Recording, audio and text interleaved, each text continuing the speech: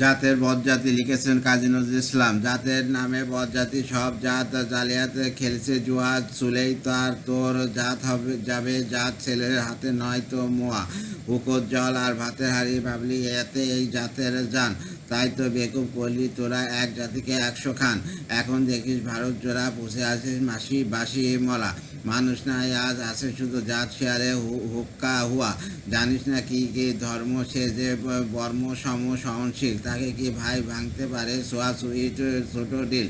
যে জাত ধর্ম টুঙ্কো এত আজ নয় কাল ভাঙবে সে তো, যাক না সে জাত যার নামে রইবে মানুষ না পরোয়াতে,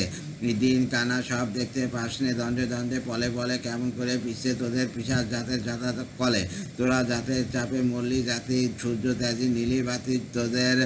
জাত ভগীরথ এনেছে জল জাত বিজাতের জুতো ধোয়া, মনু ঋষি অনুসমান বিপুল বিশ্বের যে বিদির, বুঝলি না সেই বিধির বিধি মনুর পায়ে নোয়াশির, ওরে মূর্খ ওরে জ্বর স্বাস্থ্য চেয়ে সত্য বড়, তোরা চিনলি নে তা চিনির বলদ সার হলো তাই স্বাস্থ্যবহ,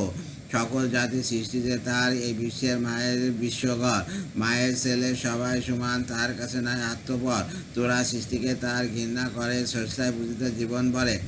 ভস্মে বিয়ে গীত ডালা সেজে বাসুর মেরে গাভী দেওয়া, বলতে পারিস বিশ্বপিতা ভগবানের কোন সে জাত কোন ছেলে তারে লাগলো সোয়া, আসুনি হন জগন্নাথ,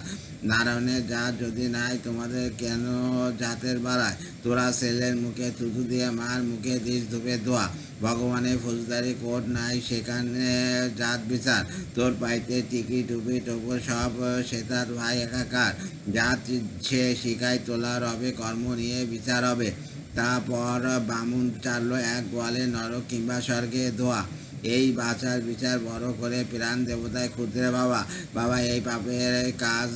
উঠে বসে সিঙ্গি মামা খাচ্ছ তাবা, তাই নাইকো অন্ন নাইকো বস্ত্র নাইকো সম্মান নাইকো অস্ত্র,